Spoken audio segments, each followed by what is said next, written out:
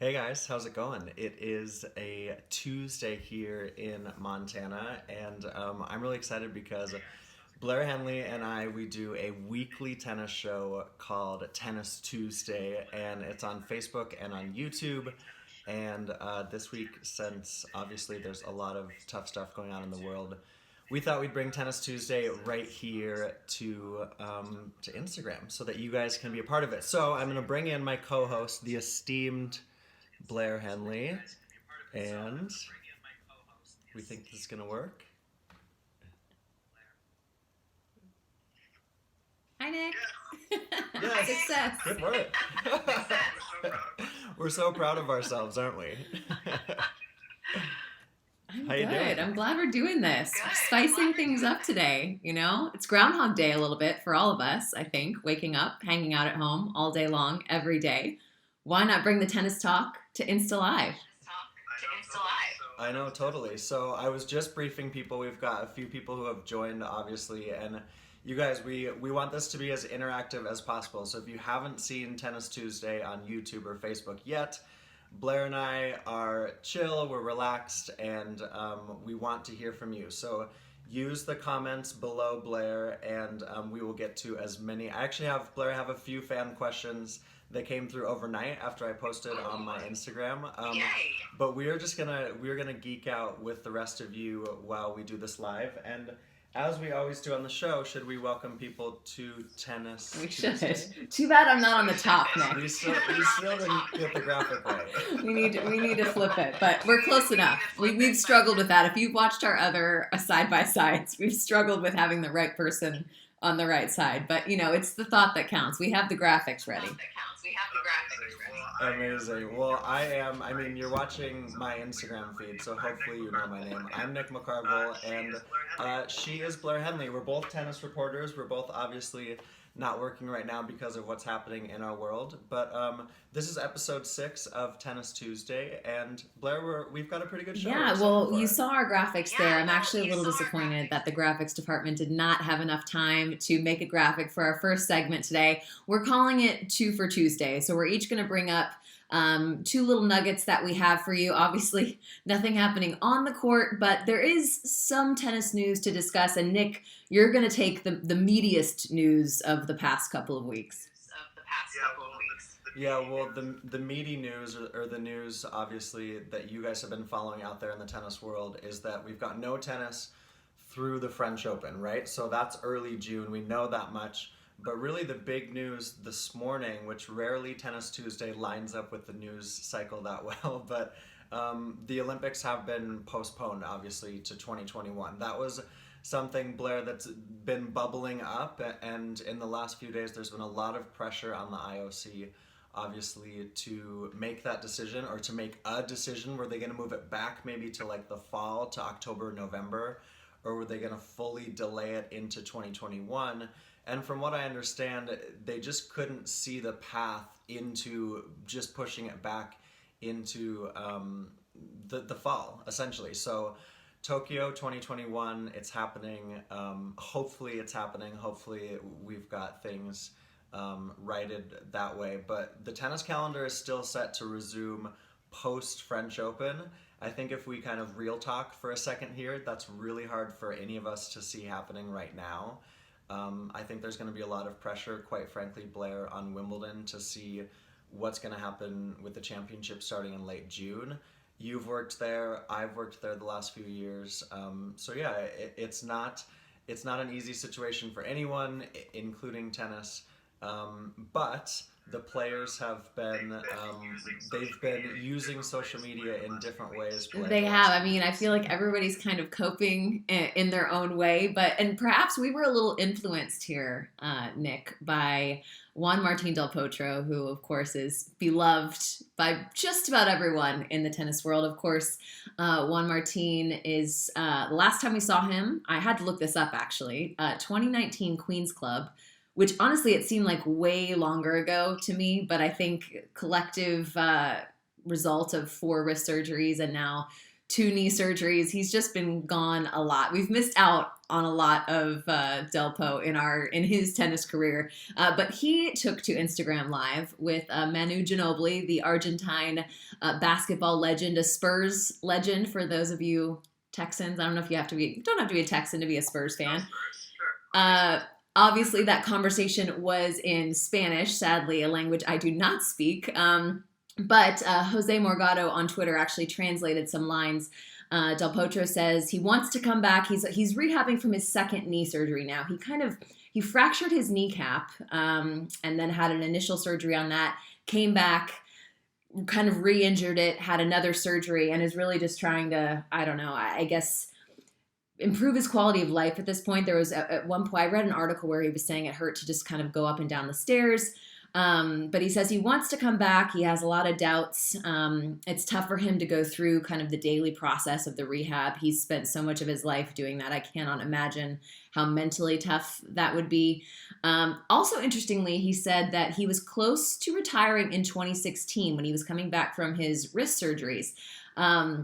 However, his Olympic round 1 win over Novak Djokovic, 7-6, 7-6, really changed his mind. His big thing was he hated the fact that he couldn't hit his backhand the way that he used to. Obviously, we're used to seeing him crush those backhands, and he really had to do a ton of slicing when he came back from, I think, his last wrist surgery that he had. So was not feeling good about going out there and not feeling his best, but that match really changed it for him. But obviously kind of back in the same boat again. He also posted kind of a melancholy selfie on Instagram. And I have to say there was one line in there. He was thanking, he must have been on a flight that landed in Buenos Aires, and he was thanking the crew for their kindness during the flight. And here's the line that I love, Nick. Also, a big hug to the doctors and health professionals during this difficult time. And anyone who has watched Delpo play, I mean, don't you just want a Delpo hug right now? A Delpo hug, for sure. They're classic. And I think I have to say well done to you by being better at joining our Instagram Live versus Manu Ginobili really struggled with that. I was nervous after watching that, to be honest. Yeah, we are talking. We see the questions coming through. I'm tracking them. We see one on the U.S. Open surface change, which we can talk about. We're talking about Del Potro right now. You mentioned him having that message blare out to not only the people that were operating the flight, but all of the doctors and first responders and nurses and medical professionals, food professionals, drivers. But Rafael Nadal also had a great message that he put out in Spanish on his Twitter account. And those are just a couple examples of so many players who have really taken to social media in different ways to connect with all of us. Yeah, I know. I'm trying to remember who it was, but somebody pointed out on social media, shocking, that it may have been Heather, our friend Heather Crowley, but she was just saying, like, this is the time for players to build your brand, show people your personality, switch it up a little bit, surprise people. You have a captive audience. And that has been so true. And it's been interesting to kind of see the players who have stepped up in that department. One of which, perhaps this isn't too surprising, Christiane, of course, has been absolutely dominating the TikTok game. I mean, it's if you don't follow, you don't have to follow her on TikTok if you're not ready for that yet. I didn't think I was ready for it, and then I jumped in this week, and I'm like sweating just thinking about it. We can talk more about that, but you can follow her on Twitter if you're on Twitter or Instagram, and you should be able to see her TikTok output as well. But it's pretty hilarious. Nicole Gibbs has also been fire on TikTok. Taro Daniel, not a player who I would have thought would be rocking it, right? But he has had trick shots on his Twitter page. He has had like fan interactive challenges, which we love. Another one that I wrote down, Bethany Maddox Sands has been like giving us drink recipes. Why wouldn't you want that right now? She also made a funny comment on her, I think it was on her Instagram stories the other day, which we had talked about, is people are either going to come out of this like way overweight or totally shredded. It's going to go one way or the other. People are either going to spend all their spare time just working out or possibly eating and drinking. But I also want to give a shout out to Stan Wawrinka, who has always. Yeah, we had a fan just mention. Yes, thank you so much for that. I mean, and he's always been pretty good, kind of tongue in cheek. You're not totally sure if he's being serious or not, but he's been great. Also, Nick, you've seen his house? I haven't seen his house. I mean, have you seen his house? No. I mean, you've seen as much of his house as I've seen. Just to be clear. I think amazing decor. Like, can he send his interior designer? I love it. Do you feel like I feel like maybe we should pitch some sort of like tennis cribs where we do Instagram live like this with players and they can tour us through their house. Nick, if I had a dime for every tournament where I have pitched that idea, maybe this is what's going to make people realize that this is what people are interested in. This is what the people want to see. But he's been hilarious. And some of his posts have actually taken like setup time. I mean, his picture at the dinner table with a big stuffed bear. I mean, the bear had a glass of wine, like the whole thing. He had that one picture in his living room where he is literally lounging in an autographed Pele jersey. He is wearing his 2015 French Open champion, his iconic Yonex kit. I mean, and he has kind of each outfit around the living room, which had to take time and effort. Does he have like a creative on staff? Come on, Blair. It's Stan the man. I mean, I'm not surprised, but honestly, though, there are a lot of creatives who I know who need work right now. We should just send them Stan's away. Seriously. Well, I've loved the social updates. We are going to talk about you on TikTok because you've been killing it. But we are seeing there's so many familiar names that are coming through. Hello to a lot of our tennis family. I did see a question there that said, when is the season going to restart? And that's kind of my second of two tidbits here, Blair, is that no one has any idea. And we're obviously dealing with more serious things, I think, in the world in general. But you know, the French Open, we spoke about this last week with the FFT kind of ruffling a lot of feathers in the tennis world by moving back the French Open. I think this is a time for society, obviously, for all of us to come together, but tennis has to come together too. And for all of these events to figure out, you know, is Wimbledon going to be held this year? So that we need to figure that out. The Olympics have been delayed until 2021. The USTA now has a lot of moving pieces with the US Open. Blair, you and I know these events differently because of the way we work behind the scenes, but this really, truly is a time for everyone to come together to figure out exactly what's going to be best. And one question there that I did see come through, Blair, on the comments was, what about rankings? And Courtney Nguyen had a great update on WTA Insider, essentially saying that rankings have been frozen. So their week of March 2 or week of March 9, whenever officially we stopped, those rankings will hold until early June. And anything like weeks at number 1 or that kind of stuff, that's just frozen. So Novak Djokovic or Ash Barty isn't gaining weeks at number 1. It's a frozen period until early June. So there's a lot to think about. Pete Holterman, they're weighing in saying March 16th, he thinks. Of course Pete would know that. If you don't know Pete Holterman, shout out to Holter Media, who knows all those tidbits.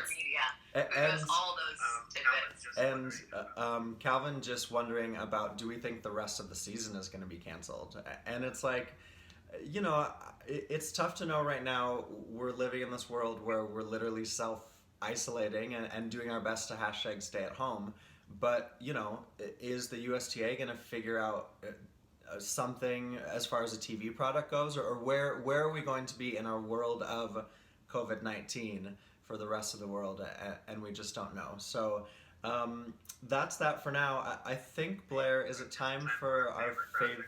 Is it time? I think perhaps it is. It's time for hashtag your serve question. Your serve, and this is also a time to remind people that I'm Nick McCarville. This is my Instagram. I think you know who I am, but that's Blair Henley, and we do a weekly show called Tennis Tuesday on Facebook and YouTube. It is just this. It is conversational, and we want you guys to be as much of a part of it as you can. And Blair, what do we have for your serve this week? Well, before I give you when you were telling me that I hadn't really thought of that actually, that the number one is going to hold. That means that during this time, potentially, can't Novak Djokovic overtake Roger for weeks at number one? Am I wrong on that? No, I mean Frozen. No, Oh, I mean, they're Frozen not. as far Oh, as, okay. like, I was they're not thinking, gaining. holy cow, that could really change That's things how for I people. understand it. I saw that article actually from Courtney, so I'm glad she wrote that. Clearly, I need to read it. Okay, back to your serve. So, each week we ask you a question and we really want to hear what you have to say. Our question this week is, who do you think in terms of players is most hurt by the stoppage of play? And I feel like this could go many different ways, but we're going to talk a little bit. We want your feedback as we kind of discuss this. But I mean, Nick, what's your opinion on that? Who do you think is most hurt by this? Well, this is also a question. It was already our Your Serve, and I had a fan, Roarnitz, on Instagram actually ask about this overnight on Instagram. And it's tough, Blair. And this is actually where I think it connects to COVID-19 as far as a greater societal issue, is that the people that are going to be hurt the most are those that are less fortunate. And that is the same in the tennis world. Players with less of a budget, players with less of a national organization, a smaller country to fall back on. You look at the players who are playing in Challengers or the ITF World Tennis Tour, those ranked, say, 200 to 500. It's going to be really, really tough for them to financially figure out how to get their gears going again, because we already talk about a lot, right? The financial challenges that they have. And I think the players that are going to be able to handle this best are the millionaires, quite frankly. The players who have made big bucks, big prize money, they've earned it. But that's another thing that we'll have to watch out for, is athlete funding and sort of exactly how we move forward from this situation. Just to respond to that quick point, I mean, you said it. This is going to be a time where tennis is going to have a lot of time to think. Both about the way that it works together with other entities in the sport, but also these kind of structural issues. Obviously, the money and the way that's dispersed in different levels is a big one. So obviously, yes, that's a huge point for sure. I mean, it's going to be props to the players who are thinking of creative ways, by the way, to make money. I mean, I think jokingly, I saw a couple of the British players say, we'll walk dogs, or Noah Rubin is getting people to send him clips of their tennis, and he's evaluating them online and earning some money, I'm assuming, that way. So people are getting creative, which props, it's not easy right now. I think it's also interesting when you think about the players who are going to retire this year. I mean, Vanya King, Carlos Suarez Navarro, like those are a couple that come to mind. Like, this was supposed to be their victory lap, and they don't get it. Again, small beans in the grand scheme, but that stinks for them.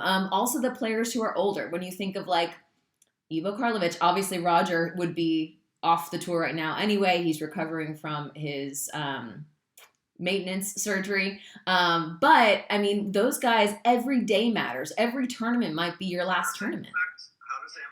How does it impact Roger overall? I mean, there were rumors always floating that Tokyo was kind of the end goal because of the Uniglow contract. How does, is Roger now retooling for 2021? Are we going to see Roger back? And then that leads to the Laver Cup question. What is Roger going to do now that Roland Garros is scheduled right on top of Laver Cup? So many questions to be answered there. But yeah, I mean, I just think there are players who are kind of at the end of their career where they're thinking, this could have been it for me, and it didn't happen. So that's going to be tough for them. I think too, if you look at the players that it might help in a sense as well, players who've had nagging injuries, players who are getting over illnesses, players who maybe needed a second or a third off season. We've seen Petra Kvitova in the last couple of years kind of take pointed breaks during the season because she just feels like the travel gets to be too much for her. So you think of players in that sense, and you look at the players who have maybe performed well in January, Blair, because of how much they love the off season. Those are the players that you could see a good advantage for, and that's not necessarily going to matter if you're ranked 10 or 110th. if you're out there and you're in your backyard and you're doing planks and you're hitting against the wall and you're doing everything you can to be ready for the season to restart, or for 2021, or we will have pro tennis again. We know that. We're very, very excited for that day to come. But I think that it could also lend to some players as well. So, yeah. Love it. Yeah. All right. So one quick thing. We're gonna do 3 burning questions. Blair, I'm looking at our clock. Yep. Probably less than 10 minutes. Glad to somebody's go. looking at the clock. It's usually not me. Somebody's looking at the clock. It's usually not me. That's me. There was a question earlier about the U.S. Open surface change.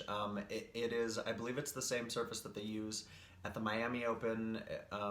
I would have to pull up the press release to see the brand unless you know it, but essentially it's a little bit of a slower surface, or from what I understand. Yeah. Lakehold, thank you. Is that right? Yeah. Yeah. So, I mean, I've never been like a huge surface speed. I mean, kind of I geek, think but as what do you long think? as this, I feel like because a tournament knows they could be really criticized if players come in and a surface is not like what they're used to, or I don't know, I'm trying to remember which year it was. I feel like it was the Australian Open when they were a little grittier than usual and the players were complaining about how sticky, like gritty the courts were, which obviously we know how many players slide on hard courts today. Like a little change like that could really make an impact and make players prone to injury. So I think because the stakes are high in terms of bad press, I think the US Open is going to do its due diligence in terms of making it as comparable to what the players are used to as possible. If that makes sense. Okay, this is interesting. Mark Lucero. That makes sense. Okay, this is interesting. Mark Lucero, hi Mark, is a tennis coach. He's worked with Shelby Rogers and now I think working with Nicole Gibbs and Steve Johnson, I believe, but saying that it's a brand change. So US Open staff will determine how much sand they will put in the top layer. So that kind of answers your gritty thing. It's just so funny. These like tiny, minute details that some of us, I think, don't think matter. It matters to a coach like Mark and to a lot of the players out there and to the big servers, right? They like that slicker surface, less sand. I think Right. that's the hashtag that some players would like to see, the big serving players. For sure. Yeah, so let's go ahead and get into our 3 burning questions. And Blair, this is my chance to promote your TikTok page, which has already been so freaking brilliant. Oh my gosh. If you guys haven't followed Blair yet on TikTok, it's at BD Henley. And you did this TikTok yesterday on player press conferences and how sometimes we get the same answers every time, which was brilliant. Well done. I was You were happy to be great. your music You're director. hired. But You're hired. thank you. But I'm curious, from your perspective, you're always trying to find the balance of what's the obvious, what's the question that you have to ask to get that sort of match day or breaking news answer. And then I always love that you bring the creativity in. So how do you Well, find I that mean, I balance think it's between different in those a two? press conference than it is in a Well, post-match I think interview it's different on the in a court. press In the press conference. conferences, I know that somebody's going to ask those hard news questions at the beginning, and if they don't, I'm happy to get the ball rolling.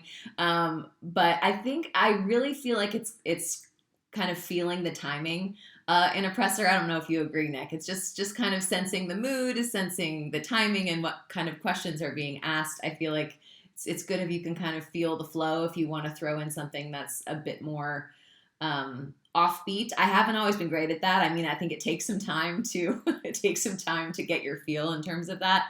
On the court, I kind of have a formula, I guess. If it veers from that, great, I'm ready for that. But I, at least in my mind, know I want to do 1 or 2 match questions, maybe one question that covers career in kind of a larger sense, and then finish with maybe something a little bit more fun, something that shows personality a little bit more. Sometimes that requires digging deep into players' social media. I mean, there are just random things. When you're looking for that kind of stuff, you're like, oh, this is random. Elise Mertens has like 5 dogs and 7 chickens. Things you wouldn't know. And like, that's just an example. But Elise Mertens, who is a little bit on the quieter side, last summer at the US Open, I just asked her about her animal collection, and she ends up giving this great speech about adopt, don't shop. So it just random things like that. I think it definitely helps to do the research, but most of the time I feel like players, if you approach it the right way, they're willing to kind of give you a little bit of something different. It's just, I feel like, a matter of the approach.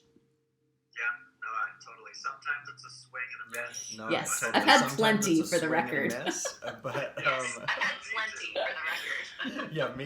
Okay, me now too, can I ask me you too. one? Sure. Okay. Okay, now can I If ask you you were one? not Sure. doing this for a living, what do you think if you'd be you were doing? not doing this for a living, Ooh, that's a good what do you one. think It's you'd be actually doing? a question that we like to ask. Ooh, that's a good one. It's actually a question that we like to ask the tennis players, right? Yes, exactly. So I would say if I was kind of staying like in the same same sector, I love to do like local news. Like I love, I just love interacting with the camera and sharing in this community. But if I fully depart sort of from this career path, I was really good at math when I was a kid, and I loved like houses and design. So I probably would have gone into architecture. That was like I think my mom was like very hopeful that I was gonna be an architect, and instead I chose journalist, which right now isn't proving as financially feasible. But it was a passion Which is follow, really so. great, and I feel like not Which everyone is- has a chance which to is really do that. great, So and I feel I'm like glad not you stuck to everyone has tennis a neck chance personally to and do that. selfishly. So I'm glad you stuck to tennis neck personally too. and selfishly. Me too. What do people approach you the most about? What are the random things? We get approached sometimes at events. I think probably you more than me, because you do a lot of stuff or more stuff on court. But what are people usually man. coming up to you? And and most of the saying time at it's events? where is this 'Cause I have seat, some or random where's ones. the east side of the stadium, and I am the worst with those kinds of questions. The absolute worst. I mean, even if I've been working, I mean, you know, You're not very good at directions. I'm absolutely horrendous. If you are with me and you ask me which way to go, just do the opposite of what I say. But no, I do. We chuckle, Nick, because I do occasionally get approached still, because I did a series of instruction videos in like between like 2012 and 2014, and they're really simple. They're not for people who are trying to go pro. They're for most of us who are going out and hitting once or twice a week. On YouTube, right? People watch them on YouTube. Yes. So people have come up and really said how much those have been helpful, which I'm not gonna lie is like the most. It's the best. Yeah. No, it makes my heart, warms my heart every time. Also, random funny story. Last year at at Indian Wells, I had a fan come up to me with her order of play. She's like, "Do you work here?" I was like, "I do." And she said, "Can you help me find someone?" And I said, "Sure. Who do you want to watch?" And she's like, "I need to find Maria Cicak, the chair umpire." And listen, if you know Maria, she is a total star in the tennis / umpiring world. But I was like, well, you're in luck. I have the order of play with umpires. I probably am not supposed to give out that information, but I was like, if you stay here, you're gonna get a Maria sighting, I promise. Amazing.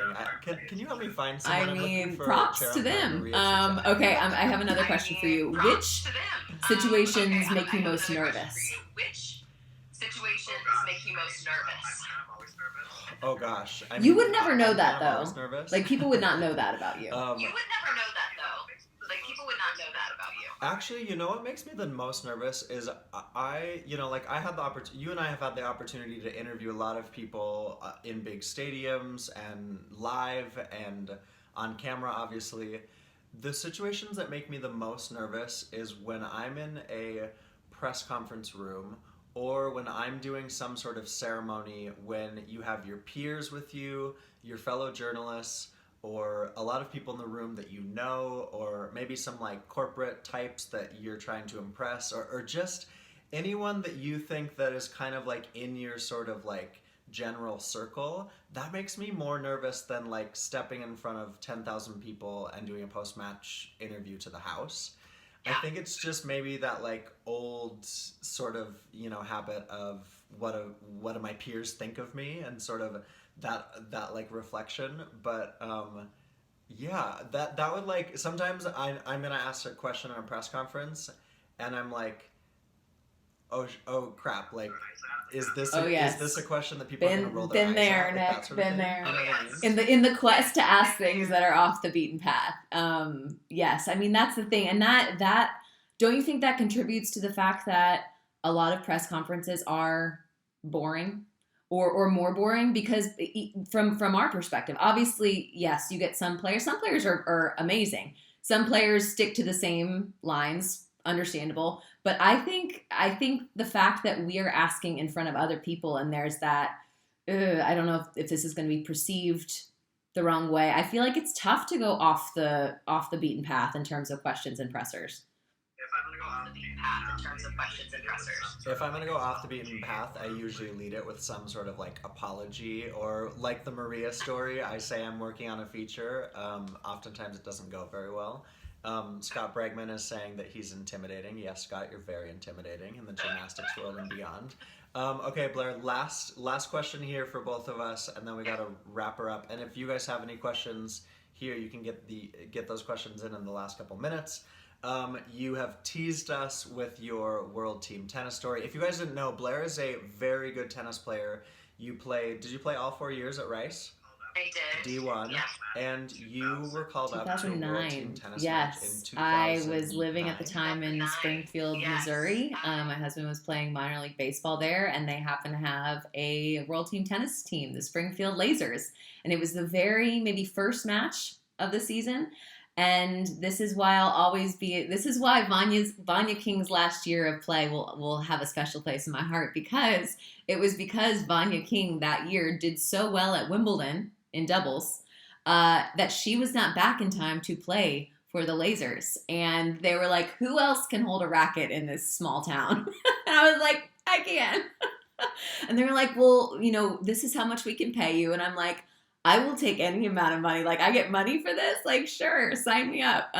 No, it ended up being so much fun. We won our doubles match, and so I was playing with Shani Skeppers, South African player who's now retired. But yeah, so she carried me. We won our doubles match. We ended up winning the match that day. I'm forgetting against whom. But yeah, so much fun. We got to throw out the first pitch at my husband's game like 2 days later. It was totally weird, but super fun. Really? Totally weird, but So we Do played you remember against who you and Asia Chanel played Muhammad, against?